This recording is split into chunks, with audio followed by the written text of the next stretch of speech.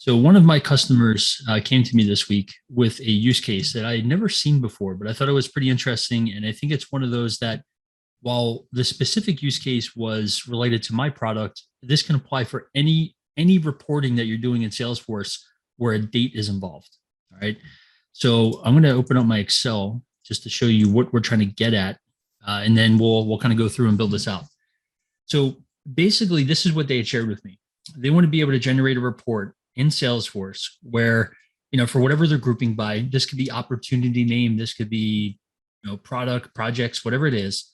They want to show some value on the report.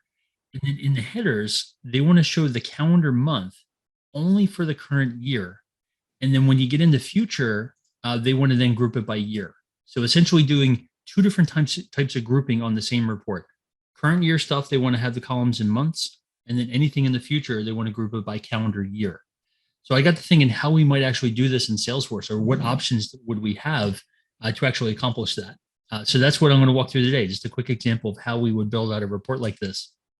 And for those that are kind of just getting started in Salesforce, we'll touch on a few things here. We'll touch on not only the reporting aspect of it, but also some of the formulas that we're going to use to actually build this. All right. So what I'm going to do is I'm going to go into Salesforce, and I'm going to build the basic report first. So the one that doesn't do the grouping, just so that we have something to work with as we go through this. All right. So again, the type of report doesn't matter. This could be an opportunity report. It could be projects. In my case, it's going to be a resource assignment with resource forecast report, just because it's really easy for me to create dates and data across multiple dates with this. So what I'm going to do, we'll create the baseline report here. We'll do role and forecast date is the date field that we're going to be working with. And then for a field, I could just do record count, but just to make it a little bit more realistic looking, we'll throw in this forecast field that we have here. All right. Now that we have that, we'll get rid of row counts. We'll get rid of our detail row. And just to kind of get started, this is, these are the ways that we can group out of the box with Salesforce is these groupings here. So just to kind of start, we'll do it by calendar month. I'll get rid of my filters, and let's just take a look and see what this looks like just from the beginning.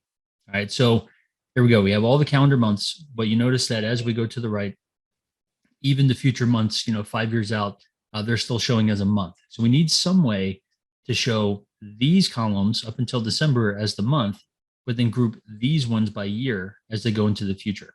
All right, so that's where we're going to tackle right now.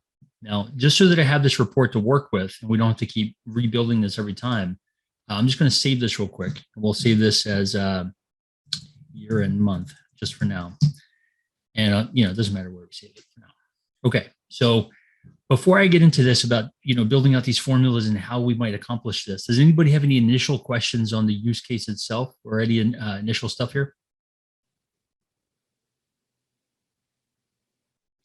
Okay, so let's jump into it then. So what I'm going to do, I'm going to go into setup, and I'm going to go to the object where this date field exists. So again, in our report, this forecast date field exists on an object called the resource forecast. So that's where I'm going to go.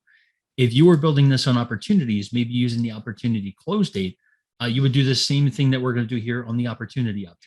Right. So we'll go to our resource forecast, and I'm going to create a new formula field. All right. So we're going to keep things simple in the beginning here. And what I want to do is first be able to show, the year dash month, right? And that'll be important that as we start grouping these things, we'll be able to use that to put things in the right order. All right. So I'm going to create a new formula field, and we're going to call this year and month. As you can see, I was practicing with this. The field's already there. And we're going to make this of type text. Okay.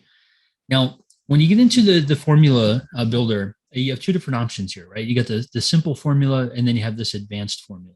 All right. I typically lean towards the advanced formula. I don't know. It just seems a little bit more intuitive to me as you're building things out here.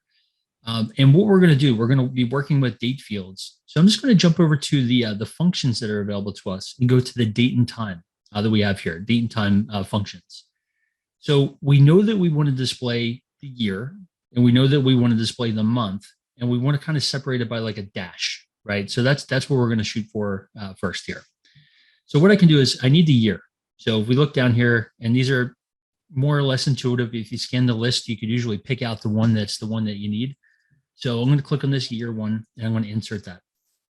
So to get the year, we need to just use that year function, and we're going to put the field that we're trying to get the year from in there. So I'm just going to delete what they have there, that date placeholder, and we're going to select our forecast date field, and we're going to put that in there. Now, this is what I like to do, right? So we'll put that very basic thing, just grouping it by year. And I'm actually going to go through all the other steps here. Oh, I'm sorry. Okay, so we tried to hit next and we got this error. Okay, we have a text-based formula, and we just tried to put in a number. So we're going to get this result is number. It's incompatible with the data type of text. So just something to be aware of, that when you create a text formula, if you have anything else that's in there besides text, you need to wrap that thing in a text function. All right. So again, that's one you might be able to figure out just by looking through the functions, but it's just keep that in the back of your mind. Text, I need to have text. And if it's not text, I need to convert it to text. All right. So again, let's go through all the steps. We'll save this field, and then we'll update it on our report. And then as we're changing this, our formula, we can go back to our report, very quickly refresh it just to see the results of how things are going with the edits that we're making. All right. So I save this field, and now eventually you would expect that it's going to save. There we go. And if I go back to this, just because I know that the metadata is cached, we'll just give the whole report a refresh so that that new field will become available to us. And then we'll just swap it out. Let's get rid of the forecast date field that we had, and let's put in our new formula field that we're working with right now. All right. So if I go here and we select, what do we call it? Year and month, I think it was. Yep. So I'll put that field in here, and let's get rid of our forecast date field. And let's just run it just like it is now and see what, just based on that very simple formula that we put in there, let's see what it looks like. All right. So now we have the years, because that's all we did in our formula. All right. So I know we're going to be refreshing this. I'm just going to save this again real quick. And if I go back to my formula now, and from here on out, now that we save this field, we don't have to keep saving and then going back into the field. We can just do quick save, which you'll see here. So as we're editing our formula, once we're ready to test it out, we'll just do a quick save, and it keeps you on the edit screen, which is nice. So what I want to do, I want to have the year, a space with a dash, and then the month. Okay. So to do that, we need a way to basically add strings together, right? And if we look at our operator, you'll see concatenation, basically connecting strings together, is the ampersand, right? So I'm just going to do and then we're going to put a new string, which is just a dash with spaces. And then we're going to add that to another thing to our string, which is going to be the month of this. So I'm just going to copy this. I'm going to paste it over here. And the reason why I'm going to do that is because I know that under our date and time functions, just like we had the year function, there's another one here called month, right? So I'm just going to, instead of having to insert that and do stuff, I'm just going to copy what we had. And then I'm just going to replace this with month. All right. And I'm going to quick save. All right. So it's going to keep me on my edit screen, which is great. It saved successfully. So we know that we didn't have any errors in our function. And then if I go over here and just click on the refresh icon, we can immediately see the results. And we can also immediately see a problem, right? And the problem is that when you have the header as a text type, it's going to sort it as text. It's not going to sort it as a number, right? So in other words, when we look at the 2023s here, we go from 1 to 10 to 11 to 12 and then the 2, right? So it's sorting it based on just the digit, like the ASCII text number. So we need some way to make sure that when we do this, we can actually sort it correctly, because it wouldn't make any sense to have, January and October next to each other. So what we can do, we can go back here, and you got to think to yourself, Salesforce has to have thought about this, because this is a very common use case that folks want to be able to pad numbers so that when you sort them, they're in the right order. So if I look at my all functions list here, I want to scroll down, and you'll see, actually, I don't even have to scroll down. We know we're going to be doing something with text, so I'll go straight there. And you'll see that there is a L pad, right? And this is essentially, we want to pad the left side of our formula or our string with something. So I'm not really sure how this works. So I'm just going to go onto a new line, and I'm going to insert this. And you can see, okay, we need to put the text that we're working with here. So in our case, it's just going to be this whole thing right here that represented our month. I'm just going to paste it in there. We want to know the padded length. So basically, how long do we want this thing to be? And in our case, it's going to be 2 because it's going to be 2 digits for the month. And then the pad string, this is actually optional, but this is essentially what do you want to pad it with? If you don't put anything, it's just going to put spaces there. But in our case, we want to pad it with zeros. All right. So I'm going to get rid of what we had there before. And now we're going to add in this new padding formula that we have now. All right. So let's quick save that. And if I jump back to my report, assuming this saves correctly, any second now. All right, so let's just assume it's saved. I'm going to go back here, refresh. Let's see if that actually went through. Okay, there we go. So now we can see 2022, we have 7, 8, 9, 10, 11, 12. And then it goes to 2023 and it's got 0, 1, 2, 3. So it looks like that worked correctly. Now, just so you're aware, that function, that padding function, it basically just says that if your thing is less than the number of digits that you specified, what should we fill in the beginning of that? So I just said it was 2 digits and, I want to use my string as a 0. So just so you can see how that works, if we change that to be, 4, let's just say we were doing it based on some, number of spaces we wanted to save. We wanted to have 4.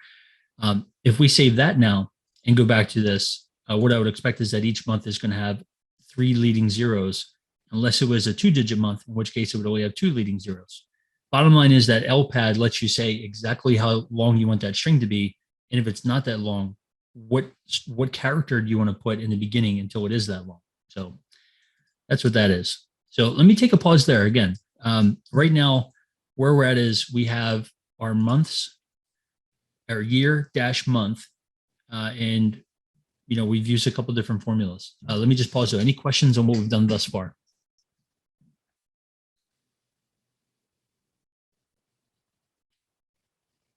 Okay. And So, yeah.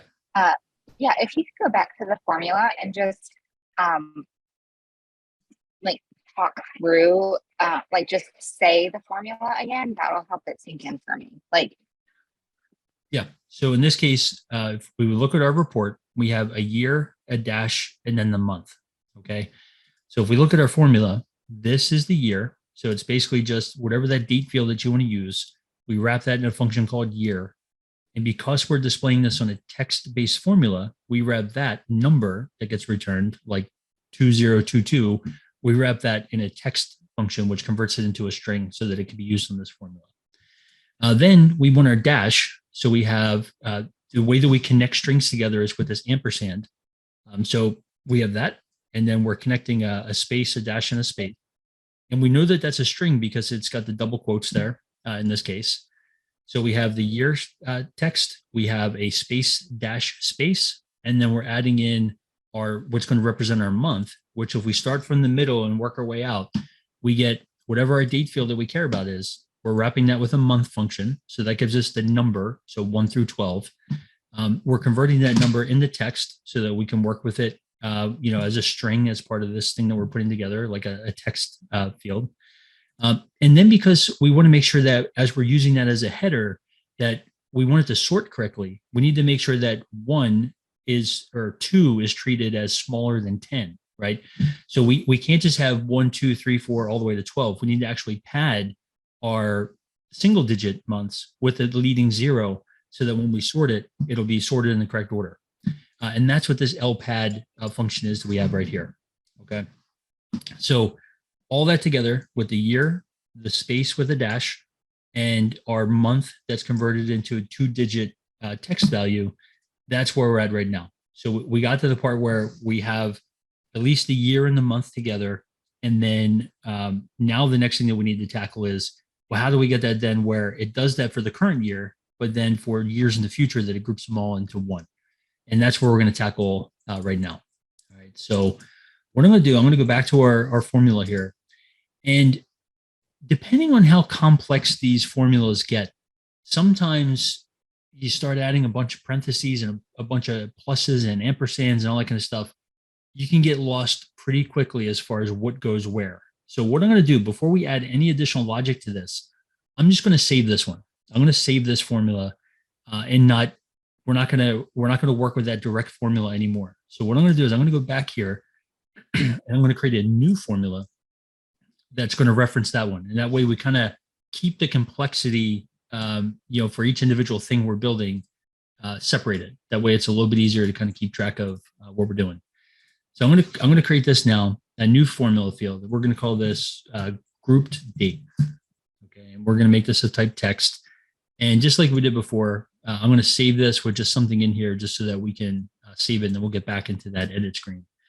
So for now, I'm just going to select our year and month field that we worked on. All right, so let's save that if we can get through this. All right, so we go all the way through here, save, and then I'm going to go right back into the edit screen so that we can start building out this formula. All right, so this was grouped. Okay, so this is now going to be the new formula that we're going to work with that contains the other one that we just did. All right, and just so that we can start working with this, I'm going to edit our report after I click refresh. And we're not going to swap in. We're going to put in that new grouped date field so we can start working with that and immediately seeing the results of that. So if I just go here and we do group date, we'll get that, and then we'll get rid of the year and month one that we had previously, and I'll save and run, and we're right back where we started. But now we have a new formula field that we can start working with that abstracts a little bit of the complexity if we tried to do it all in one. All right. So assuming that this runs, there we go, it's saved, now it's running. Okay, so now what we're going to do, we need to figure out a way to figure out, is this date that we're working with in the current year? And if it is, we want to display it with the year dash month. But if it's not the current year, we want to just display it as the year. Okay, so the way that we're going to do that, I'm going to leave this up here for now, or actually here, let's move it down. So what we need to do, we need to figure out, is it one thing or is it a different thing? So when we think of, is it one thing or another thing, the function that we're going to use in that case is an if. And if you go over here on your functions and you look at logical, if is one of the, the basic logical tests that you could do in formulas or even in programming, whatever it is. So I'm going to insert that in here. All right. Now, the way this is set up, it is, we're going to do some check. We're going to run a test like, is this thing equal to this? And if it is, then we say what we want to happen if it is. And then we get to say, what do you want to happen if it isn't? All right. So in our case, we need to figure out, is the date field that we're working with in the current year? So the way that I would do that, I need to be able to compare today's year to our date field's year. All right. So again, we know that we have a date function here called year. So we know we're going to start with that. So I need to get today's year. Now it's very nice that Salesforce has this function here called today that'll return today's date. So we're going to throw that in there. All right. So now we know what today's year is, and we need to check to see if that's equal to the year of our date field. So in this case, I'm going to go back to my insert, and we're going to select that original date field. Again, my case is called forecast date. If you're doing this on opportunity, that might be close date or something like that. So I'm going to insert that in here. So there you go. That's how we compare today's year with our date field's year. All right. So if they're equal, then I want to use this field that we created. I want to basically put in that year and month formula that we had set up. So I'm going to cut this out here. And we're going to paste it here. That's what we want to do if it's true. Now, if it's not true, this is where we haven't touched yet. If it's not the current year, what do we want it to display? And if you remember, if we look back at our Excel, we want to show, the specific month if it's the current year, but then just show the year, group everything by year if it's not. So the formula that we can use here is going to be year, and it's the year of whatever that date field is. So it's the same thing as what we had over here that we were comparing. Okay. So I'm going to save this. We'll refresh our report. We'll see if it works. And then, look, okay, what do we have here? Okay, so we ran into this before. We're expecting text. We're getting a number. That means that this right here, again, if we're trying to display that as the value of the formula, we have to wrap that in a text function. Okay. So I'm assuming that should work then. Do a quick save. Okay, so that worked. Let's make sure that it did what we expected to do over here, and then we'll pause again for questions.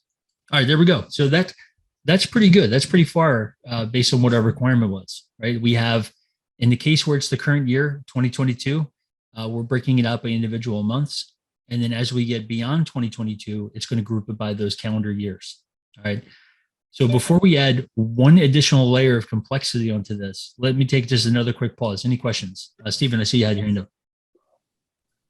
Yeah, I was just going to say, I commented with an extension a little bit earlier in the chat. It just makes formulas a lot easier in Salesforce, because like, especially when you're wrapping multiple brackets and things, yeah, they'll just highlight, which brackets wrapped around which thing. So yeah, just not sure if you used better formula before or other people, but yeah, helps a lot. And then because I tend to break these down by lines as well, rather than having one big continuous line, but a personal preference thing. But yeah, Stephen, just because you mentioned that, I'm going to commit to this group. That comment comes up anytime we talk about formulas, and I always say that I'm going to get that extension installed, and I just never do it. I will commit that by the next call that I have it installed, so we can actually demonstrate what that looks like. But great point. Yeah, anytime you're working with very complex formulas, being able to see like open tag, closing tag, where everything is lining up, that's critical. Yeah, and then as well, like for the insert fields, you can just start typing it and it'll pre-populate rather than like having to go insert field, click and search. So very cool. A bit more time to keep like I said, I commit to actually getting that set up this time. Cool. Angie, did you have a question? I think I saw your hand up. Yeah, I'm watching what you're doing. I'm going to use this. Curious, the values that are filling in the table, what are those? How is it figuring out what value to put in there based on the date? Like these here? Yeah. Yeah, it's whatever you select, right? So again, think about a use case that many of us have tackled, like opportunities. If we were doing this on opportunity and we wanted to do it by close date, that's what we were representing up here. This might be opportunity amount, right? In my case, in this scenario that we're walking through here, my app is configured to basically forecast out hours for employees working on an opportunity, right? So the values that where it's coming from for me are these actual forecast values that I've planned out in the table here. So it could be whatever numeric field you want. It could be a currency. It could be an amount that you're rolling up. It could be number of people, whatever. I think I'm trying to figure out how you got those values. Is that a column just called sum of forecast? It's a column called forecast. Yeah, and when we add that onto the report, like any other field, when you add it, that's not a summary formula field on a report. It'll just add whatever the thing is that you did. So in my case, I just wanted it to sum it up. So it adds that sum of, and then puts the field name. But if we go back to edit the report, just to make this hopefully absolutely clear, there's nothing kind of fancy about that part of it. It's, this is our row grouping, based on a role field. It's a text pick list. Okay. So the column's called forecast. Yep. Column's called forecast. Yep. And it's just summing it. Okay. Got it. Yep. Thank you. So it could be any number field. It's just, because this was when my customers asked, I figured I could do this and not have to replicate all the work for two different use cases. Okay. So any other questions before I move on and add just one more piece of complexity? All right. So the final thing that I want to do then, for me, I think that this would be perfectly fine, right? If I was looking at this report, I'm okay with just the numbers here, but guaranteed when you hand this off to a client, they're like, well, can I see the month name? Yes. Yes, we can make this so that you can see the month name. Okay. So what we're going to do, we're going to go back here. I'm going to save this. So group data is cool. That's what takes care of, do we display the month or do we display just a year? But the part that I want to modify is when we do display the month part of it, can we make it so that we can actually see what month it is? So for that, we're going to go back to our original field, the one that actually is formatting the first part that's displaying the month. So we'll go back to this and we're going to edit this.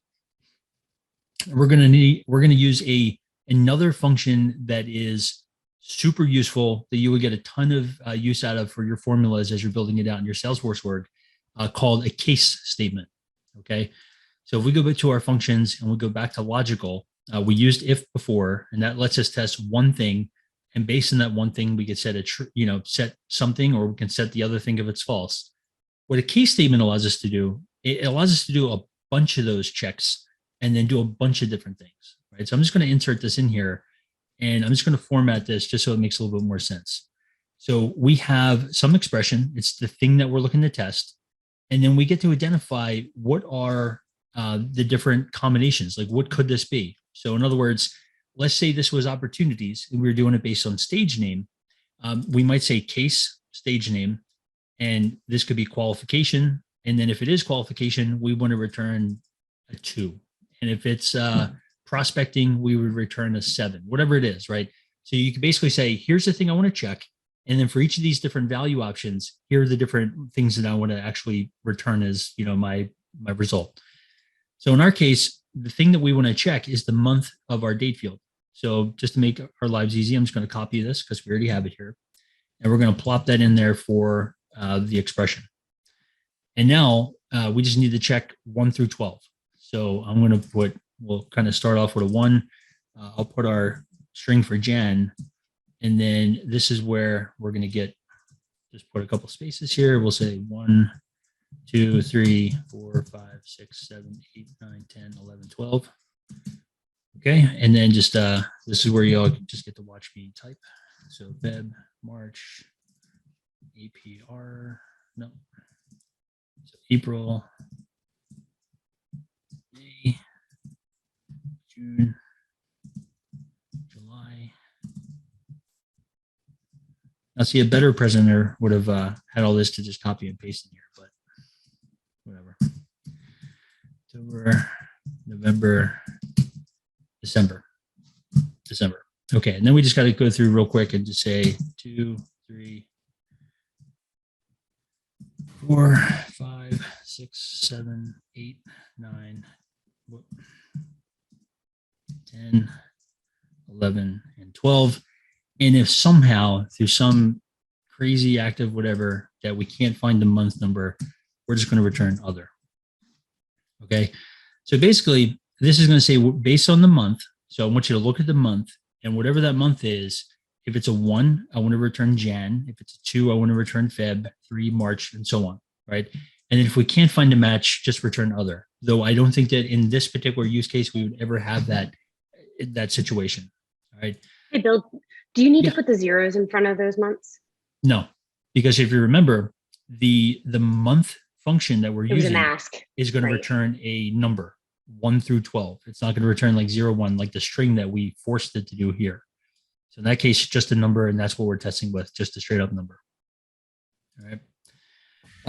Okay, so if I look back on our report, we had 2022-08, and then maybe what I want to do is maybe I'm just going to put the month name right after it. All right, I'm not going to do anything else with dashes or parentheses. So I'm just going to add that month name right to it. And maybe what I'll do is I'll just separate it with a space, just so that we don't. I'm putting pluses. That's the wrong thing. We want to concatenate. Missing a comma after December as well. So. Thank you very much. Yeah. Actually, you know what? I'm going to save it before I do that. So that's when I actually did this, when I was testing this, I ran into the same problem. And you might get an error like this, and you got to figure out, well, what is wrong. When you're doing a case statement, the first thing that you would want to check, to Stephen's point, is look at your commas and make sure you didn't miss any comma. Every line or everything is separated with commas here. So as he mentioned, we missed that after the December. And in that case, let's try to quick save it now. Okay, that was successful. So now we go back to our report. We'll give this a refresh. And there we go. So for the current year, we have the month displayed and everything is grouped by that calendar month. And then into the future, we're grouping it by year. All right. So all that being said, that's pretty much what I want to show you, how we might accomplish that. And again, while I'm doing this specific to my app called Resource Hero, this would apply for any date field that you have in Salesforce where you want to generate a report like this, where show me the details, for current year, current month, or whatever it is, and then group it by something else for anything that's not within the current, time frame. So there, I'll open up for questions. So what if you wanted to get rid of the number and just have the day? Just have the month name. Unfortunately, that would not work, because if we get rid of that 08, that padded number, we go right back to the problem of Salesforce is sorting this as a string. So what that's going to do is it's going to put August as the first column, and then December as the second column, and so on. It'll basically sort it alphabetically. So having that month there, that's actually key, so that we make sure that it's being sorted appropriately.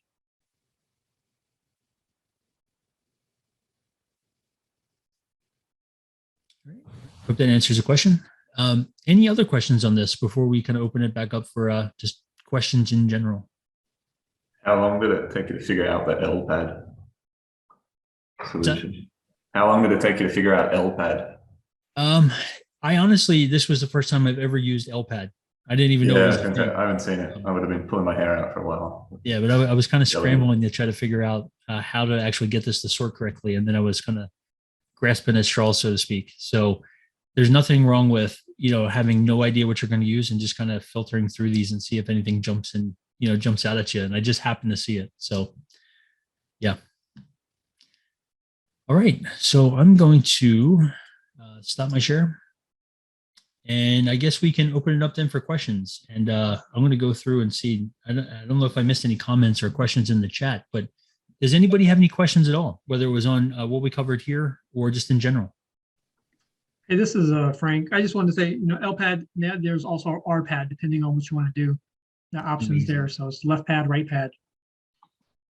That's pretty awesome. Yeah. I know when you have to kind of do that programmatically, unless there's those pre-built functions, sometimes that logic is kind of a headache. So the fact that they have that in a formula field, that's pretty great. Okay. Any other questions? I see, is it Sajal? Yeah, Sigal. Yeah, Sigal. thank you. Yes, thank you, Bill. Okay, so I do have a question, and I've been pulling my hair.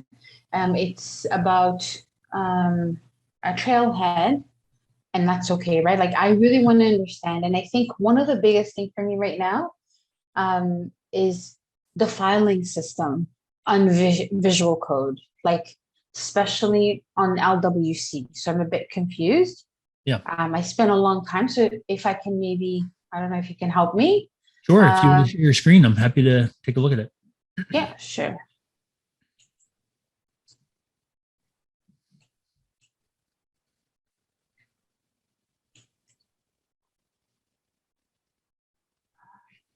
And you can see my screen now? Yep. So this is the one, like this I pass because it doesn't really check what's in your computer, but this is basically where I'm having problems. So I had to download this. So they want me to unzip it. Yeah. In the LWC. Yeah. Like within the folder. And I've done a bunch of things. I think now everything is messed up. I try to like do different things. So I think now I have too much. And now when I go to the next trail where they will be checking, of course, I don't pass because oh,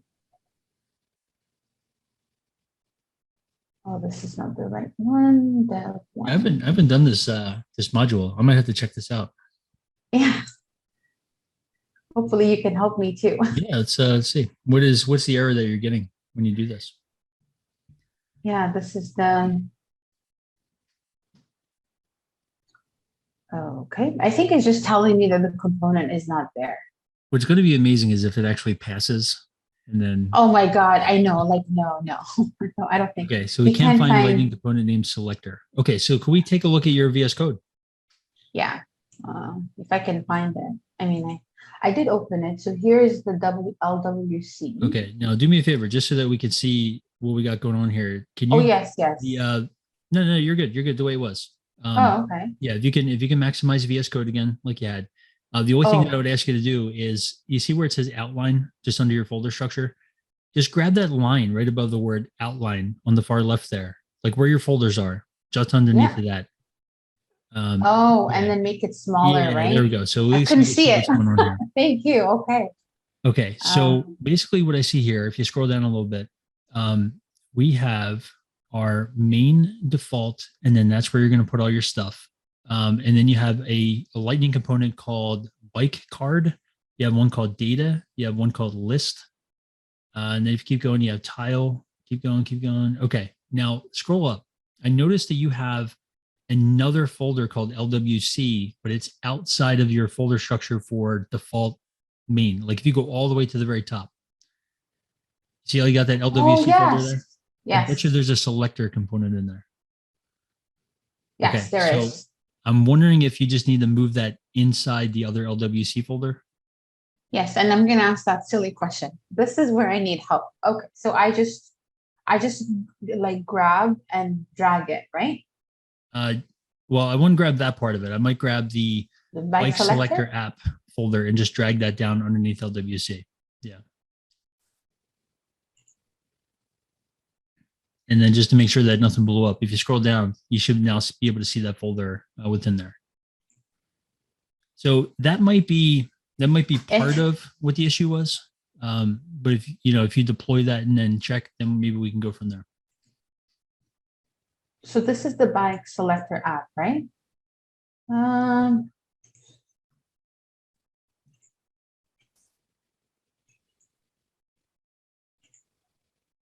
Okay. Are you on a Windows or a Mac? Windows. Okay, so the quick for VS Code, Control Shift P will actually bring up that palette that you were looking at, where you can deploy your code. Control. Control Shift P. Okay. Take you right there. And then deploy the source to org, right? Yeah. It gives me an error. The file directory. Add the location, CTF. Okay, now is this the way that you've been deploying up until this point, using that deploy source to org? Yes, or sometimes I deploy the whole thing. Okay.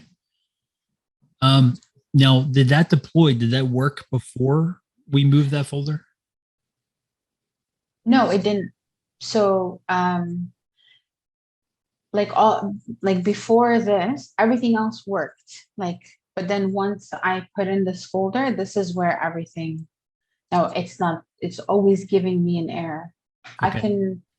I don't know. I can So maybe. one thing, and again, I hate to ask you to do this on the fly. Maybe we can schedule time to kind of walk through in detail. But the one thing that I'm wondering is, if you scroll back up to the top, I wonder if that folder that's still up there, that LWC folder that you have, not that one, but the one at the very top. I wonder if that's somehow impacting this, because basically when you try to do that force source deploy, or use that deploy source to org, I'm pretty sure that it looks at everything that's under that force app folder and is going to try to deploy stuff that's in there. So that LWC folder with that JS config or JS, .json, is there anything in that file? You just click on it. Okay, so there's some stuff in there. I might suggest that you try to basically take that folder out of there, that LWC folder, and then try the deployment again. But at the same time, I really don't want you to get into I don't want to just tell you to rip all this stuff out and then, then you're in worse shape. So like I said, I'm happy to schedule a time where we can go through it, where if you want to, just temporarily move that folder out of there and try it again. Should I move it under LWC or just delete it? What you can actually do, if you just grab, you can actually just put it in the root folder. So here's one thing you can do. Sometimes working within VS Code for folders is a little bit challenging. So you can actually just get into your standard Windows file explorer. So if you right click on the LWC folder, you'll see a bunch of options pop up.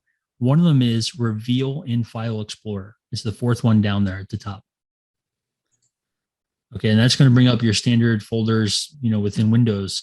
And then what you can do is just grab that LWC folder and maybe just, Control X to cut it, and then paste it somewhere. I'm not a big desktop paster, but basically paste it somewhere that if you need to get it back, you could easily get it back. Oh, like anywhere else? Yeah, like in your downloads folder, in the root folder of this bike card that you're working on, whatever it is. Yeah, I would just Control P, and then at least that way, if you need to get it back, you can. So now that that's moved, what I might suggest is that we go back into VS Code now and try your deployment one more time. And you can close this file that you have open. And I don't have to delete it? No, it's no longer in the folder, so it's not going to be picked up by. That's right. We just did that, but on the, yes, thank you. Yeah. Okay, So let's try to do your Control Shift P and then do your deploy again. And then if that doesn't work, like I said, maybe we could schedule a time and I can go through that module to see what's going on. Yeah. I feel like I might have to restart fresh. Yeah, it said it didn't run. Yeah, maybe we can do that. So I don't. Okay, but at least I tried. Thank you so much. Yeah, and what I'll do, I'll put this into the chat right now. This goes for anybody, but this is my email address. So if you want to just shoot me an email, and we can try to coordinate a time I'm actually available after 2 today if you wanted to meet today. Otherwise, we try to grab time for early next week if you like. Okay, thank you, Bill. Yeah. Okay. I guess we'll open it back up. Anything else? Or Angie, I see you have a hand up. What do you got? Yep, probably pretty simple, but I created a flow that we've discussed briefly, but I ran it last night and I did not set the triggers correctly because I got tons and tons of error messages overnight. So I think what I want to do, and I'm going to share my screen. This one. I think that I need to add something. This is, okay, I'll say really quick what it's doing. We use the account contact relationships to relate individuals' contacts to multiple accounts in Salesforce. And with that relationship, they get a role. And I need that role to appear on the contact object, not in the account contact relationship. Yeah. So I'm copying it from one to the other. I already did the data. I used data loader to get the values already, but they can change every night if somebody logs in and changes their role in another system, which is then comes in through an integration. Yeah. So this is what I've got. A record is created or updated in the account contact relationship. Yep. This might be where I've messed up. And then it did not work when I did this one. Okay, hang on to that because I really don't know what I'm doing. So I tried. I did the last modified by, and this is the integration user that's running to bring in changes to those roles in the account contact relationship. Yeah. So I tried to isolate it to that. And then I just tried to run a test last night and I changed my role to see if it would come over, but it did everybody in the database and gave me tons of errors. Okay. So that's what I was going to say. I think I had a similar, not anything related to accounts, contacts, relationships, but I had a use case where for one of our customers in production, one record's going to change and we need to update all the related records with some value based on that. Right. Mm-hmm. And that part of Salesforce with flows, especially when customers, they want to work in production, it terrifies me because if you don't get your criteria correct on that update records, you run the risk of updating a lot more than what you expected. All right. So when I'm looking at this, the first thing that jumps out at me is if you close this window for a second, basically what this is saying, if I had to kind of say this back to you, if you go back into your start block, we are going to, whenever an account and contact relationship is created or updated with no additional criteria in the after context. So when we look at those two bottom options, the fast field updates and the actions and related records, this is after the record has already been saved and committed to the database. It's going to do something. So if we click done, so account contact relationship is created or updated, then we're going to go to update records. So go ahead and double click into that. So this, I kind of read these from top to bottom, right? So this is it's going to find all the related contact records where the last modified by ID is equal to whatever that user ID is, and the name is equal to Angela Carr. And it's going to set the role field equal to whatever the role is from our original account and contact item, right? So that criteria, was this the criteria that you were using just for testing, right? I did this in Sandbox. Okay. I didn't have the user ID on here though. I just had the name. Okay, because what I was going to say is typically the records that you're going to want to update, you need to tie them back to the original record that changed, right? So if you're updating account and contact relationships, I'm assuming that you want to get all the contacts where the contact ID is equal to that account and contact relationship .contact field, right? Basically tying the contact and the account and contact relationship together. Because otherwise you're just going to update all contacts that were last modified by that ID and have the name Angela Carr. Yeah, so every night, this ID can make an update in the database because it's done through an integration, and this is the integration user. Not every contact will get updated every night, but every contact could be updated every night. Let me say that a different way. Let's just put it in a practical example, right? Your account contact relationship. Let's just say that there was the account contact relationship for Bill Keeler against some account got changed, right? Yeah. The way this logic is running right now, it's going to go through every contact named Angela Carr and update the role based on what my role is. It's not actually finding just the ones related to the original account contact relationship. It's finding every contact, and it's going to update every single one of them with that role. So if you, for example, if you go to add condition here, okay, and then you select, click into there, you want to find all the contacts where the contact ID. So if you just type in ID and select the one right in the middle there, and you want to make sure that that's equal to, and then go ahead and click into your value, and then type in record. So that'll get you down to your accountant contact, the thing that actually changed. And then I have to assume that there's a contact ID field here. This one? Yep.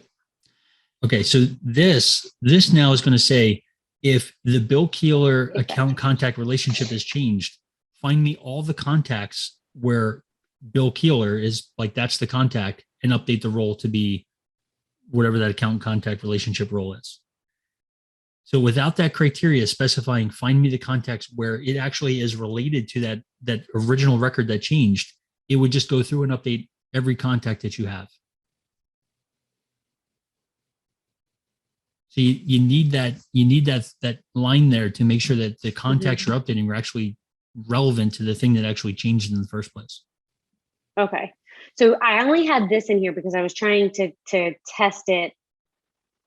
You know, first, when I did it in Sandbox, I did not have this line because I wanted to test it by me making the change and then updating, and then I limited it to my record, and it worked.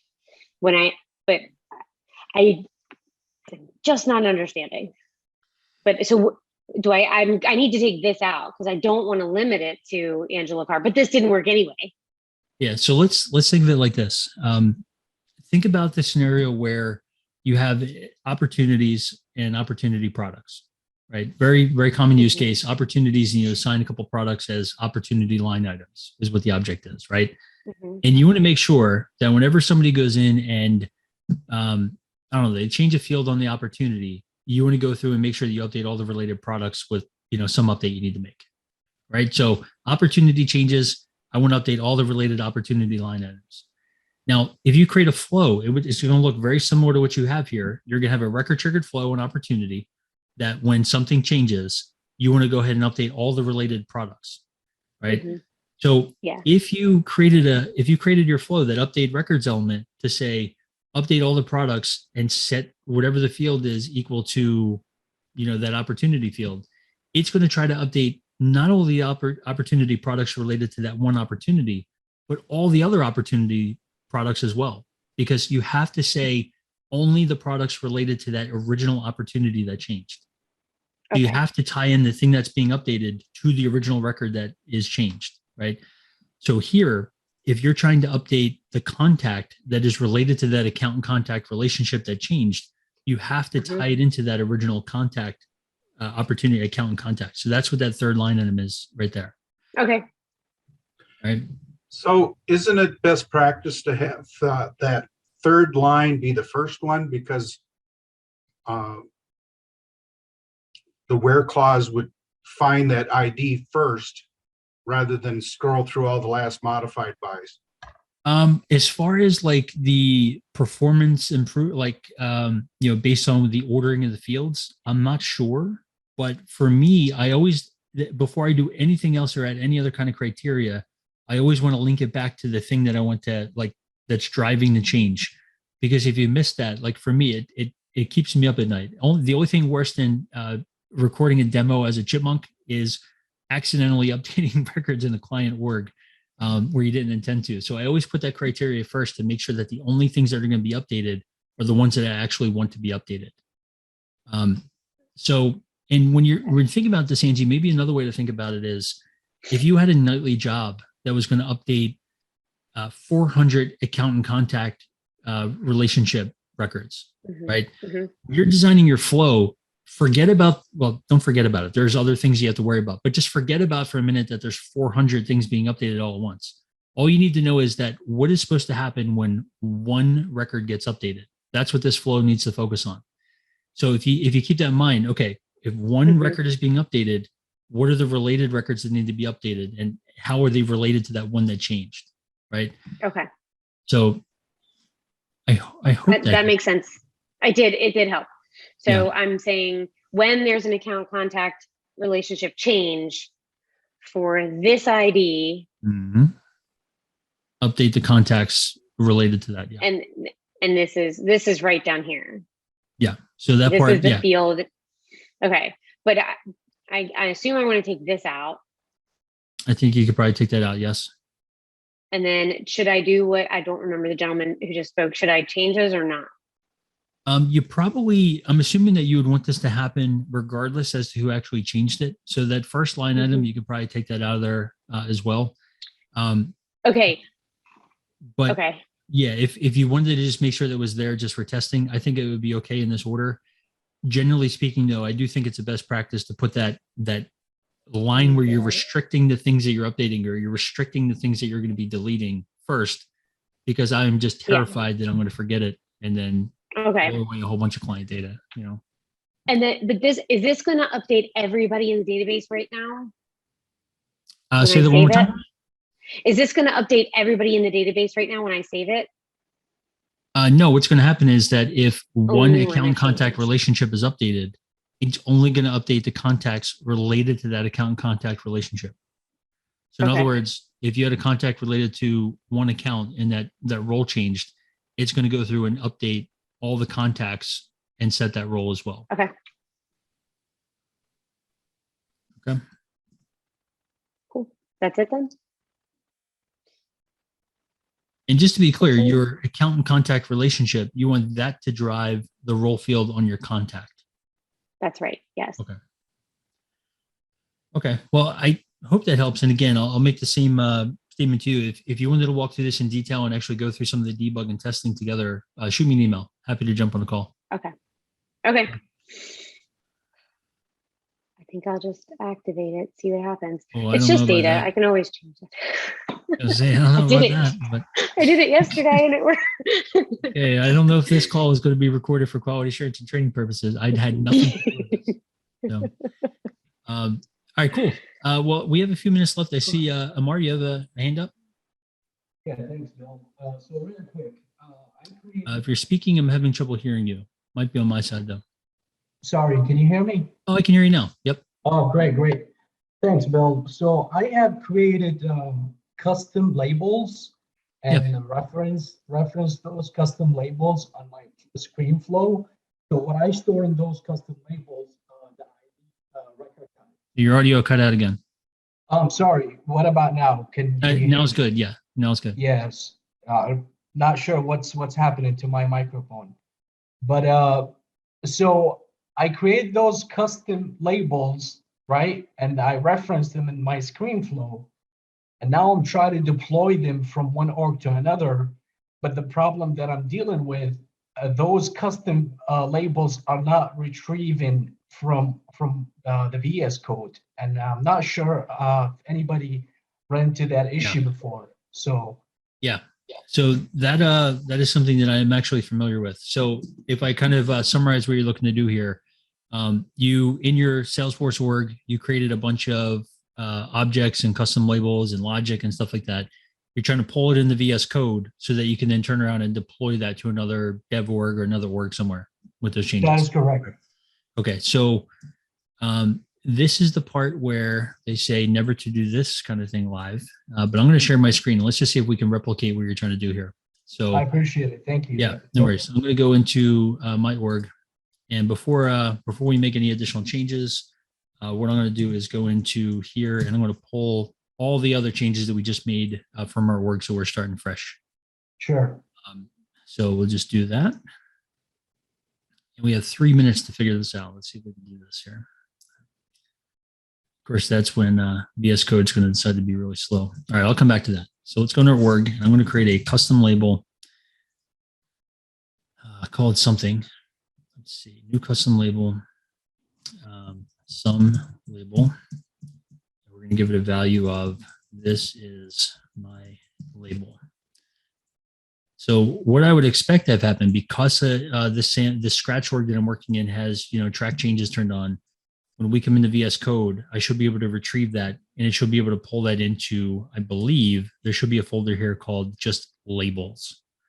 But that's all dependent upon, of course, my my VS Code, for whatever reasons, deciding to pull changes forever here. So when you actually did your pull, so you're saying you don't see that custom labels folder? Yeah, I do. Yeah, I do not see them. That's the issue. I see the folder for custom labels, but I do not see the labels that are under that folder. Is there one file under that folder? There is one file, yes. Because I believe when you pull custom labels from the org, you're not going to get a separate custom label for each one you created. They're all going to be put into one single file. Correct. So if you open a file that's in there, do you see your label in there? I did retrieve, and nothing came back from the org in that folder. Okay. And would you, I don't know what's going on in my VS Code. Is there any way that you'd be able to share that if it's not like proprietary? Unfortunately, no, it's a government computer. Okay. So yeah, I'm sorry. Okay. No, that's fine. So, and this is a Scratch org that you're working in? It's a development org. Development org. Okay. Correct. And in your, when you did your original poll, you have the flow, like you're referencing this one in a screen-based flow. That flow, the changes for that did actually pull into VS Code, right? Yeah, it did. Mm-hmm. Okay. Yeah. So again, that's one of those that I know you're not gonna be able to share, but without actually getting in there and seeing it, it might be difficult to troubleshoot. What I might suggest is, in that, when you look at that file, regardless as to whether or not it actually showed that it pulled anything, when you look in that file, that custom label file, you can confirm you don't see your label there, right? Yeah, I did. I tried multiple times. It didn't pull my custom labels. Okay. So what I can do, I'm going to try to terminate this poll. Let me do it one more time. And let's just see if I can get this to run here. And then I actually do have a hard stop here at 1 o'clock, and then I'm going to have to jump. So I might take this as homework. But if you didn't see my email address in the chat, if you wanted to shoot me your email address, if I could figure this out, I can always shoot you a note. Sure. Yeah, that would be great. Okay. I would definitely do that. Thank you so much, Bill. Yeah, I really don't want to take time. Thank you. Yeah, no worries. What I will say is, I don't know what it is about this call in VS Code, but I can literally push, pull, use org browser 1,000 times when it's just by myself. But I get on this call, and 2 weeks in a row, I've tried to do it, and the thing is just like falling apart. So, well, welcome to my world when I don't want stuff. yeah, so we'll I'll sort that out, and then as soon as I hang up, it'll probably work. So, but in any case, I appreciate everybody's time today. I hope this was helpful, and as always, hope you guys have a great weekend, and we'll catch up next week. Thanks all. Thank you, Bill.